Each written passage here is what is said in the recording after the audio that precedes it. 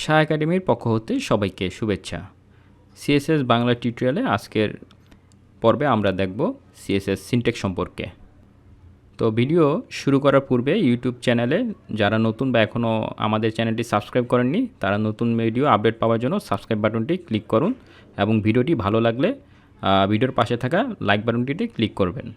তো চলুন শুরু করা যাক আজকের ভিডিও পর্বটি। তো শুরুতে আমরা আমাদের যে নোটপ্যাড প্লাস প্লাস এডিটর সফটওয়্যারটি ওপেন করলাম। তো নোটপ্যাড প্লাস প্লাস সফটওয়্যার কীভাবে ইনস্টল দিতে হয় বা কীভাবে আমাদের HTML এর ট্যাগ বা CSS যে কোডিং লিখতে হয় সে সম্পর্কে তাদের যদি ধারণা না থাকে তাহলে আমাদের যে বিগত টিউটোরিয়াল কোর্সটি ছিল HTML5 বাংলা টিউটোরিয়াল, সেখানে আপনাদের নোটপ্যাড প্লাস প্লাস ইনস্টলেশনের আমরা দেখিয়েছি কীভাবে দিতে হয়, সেই ভিডিওটি দেখে আসবেন। তো আমরা শুরুতে একটা আমাদের ফোল্ডার তৈরি করে নিব। আমরা ডেস্কটপে থাকা একটা ফোল্ডার নিলাম CSS। তারপরে আমাদের নোটপ্যাড প্লাস প্লাসে আমরা ফাইল মেনু থেকে নিউ করি, তারপরে এটাকে আমরা সেভ করি index.html নামে, এবং আমাদের ডেস্কটপে থাকা CSS ফোল্ডারের ভিতরে আমরা এটা সেভ করলাম। তো প্রথমে আমরা আমাদের যে HTML এর যে বেসিক স্ট্রাকচার সেটাকে আমরা লিখব। তো শিক্ষার্থী বন্ধুগণ, আমাদের যেহেতু আমাদের বিগত HTML বাংলা টিউটোরিয়াল কোর্সে আমরা আপনাদের ট্যাগ লেখানো দেখিয়েছি এবং সেখানে কিভাবে ট্যাগ ইন করতে হয় সেটাও আমাদের দেখিয়েছি।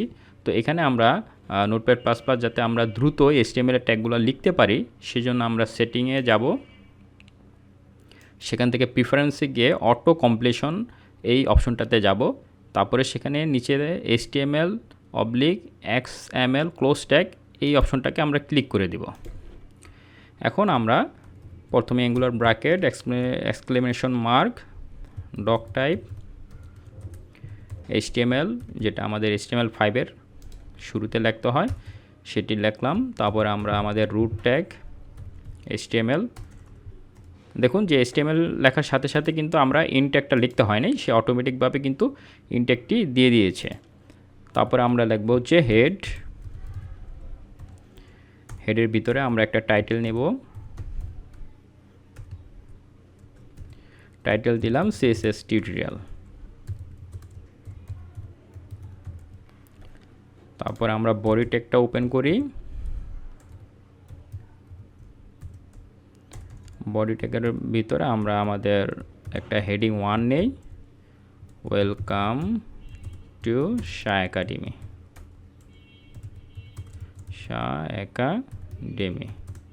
For CSS tutorial.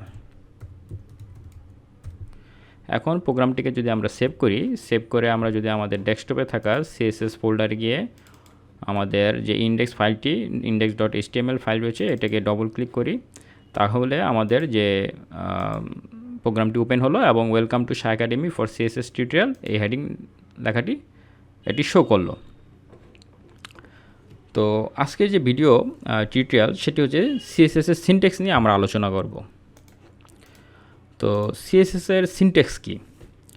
CSS এ সাধারণত সিনট্যাক্স লেখা হয় এরকমভাবে যে সেখানে একটি সিলেক্টর থাকবে এবং তার সাথে একটা ডিক্লারেশন ব্লক থাকবে। সিলেক্টর এবং ডিক্লারেশন ব্লকের সমন্বয়ে মূলত CSS এর সিনট্যাক্সটা তৈরি হয়।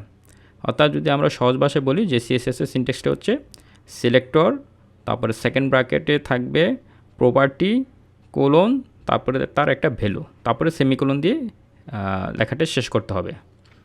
এখানে সিলেক্টর হিসেবে আমরা HTML এর যে এলিমেন্ট রয়েছে সেই এলিমেন্টগুলো ব্যবহার করতে পারি, এবং ডিক্লারেশন ব্লকে আমরা মূলত CSS এর প্রপার্টি এবং ভ্যালুকে ব্যবহার করব।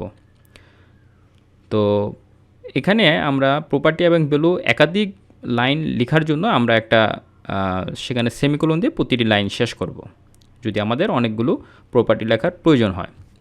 তো চলুন দেখা যাক কীভাবে CSS লিখতে হয়। তো CSS কি সে সম্পর্কে আমরা HTML বাংলা টিউটোরিয়ালে প্রাথমিক ধারণা দিয়েছি। তো শিক্ষার্থী বন্ধুগণ, আপনাদের যদি এখনও HTML সম্পর্কে যদি বেসিক ধারণা না থেকে থাকে অথবা আমাদের যে ভিডিও কোর্সটি রয়েছে HTML5 বাংলা টিউটোরিয়াল সেটা যদি আপনারা না দেখে থাকেন তাহলে অবশ্যই সেখানে যে ভিডিওগুলো রয়েছে সেগুলো দেখে তারপরে আপনারা এই কোর্সটি শুরু করবেন। তা না হলে আপনাদের অনেক কিছুই আপনারা বুঝতে পারবেন না। তো শুরুতে আমরা হেডিংয়ের ভিতরে আমরা ইন্টারনাল সিএসএস ডিক্লেয়ার করব। সেজন্য আমরা স্টাইলের ভিতরে আমরা সিলেক্টর হিসাবে আমরা নিলাম একটা, সাপোজ যেহেতু একটা প্যারাগ্রাফ নেই, এবং সেখানে আমরা সেকেন্ড ব্র্যাকেট দিলাম, অর্থাৎ পি হচ্ছে আমাদের সিলেক্টর। এখন আমরা এই সেকেন্ড ব্র্যাকেটের ভিতরে আমরা দিব হচ্ছে যেটা আমাদের ডিক্লারেশন ব্লক হয়, সেই ডিক্লারেশন ব্লকে আমরা প্রপার্টি দিব। প্রপার্টি হিসেবে সাপোজ আমরা চাচ্ছি প্যারাগ্রাফের একটা কালার দিতে, তারপর আমরা একটা কোলন দিব, তারপরে দিব ভ্যালু হিসেবে আমরা সাপোজ ব্লু, এবং এটাকে সেমিকোলন দিয়ে এই লাইনটি শেষ করলাম। যদি আমাদের আরেকটি লাইন দরকার হয় সেক্ষেত্রে আমরা দিলাম suppose text align property colon value দিলাম আমরা সেন্টার, তারপরে সেমিকোলন দিয়ে আমরা প্রোগ্রামটি সেভ করলাম।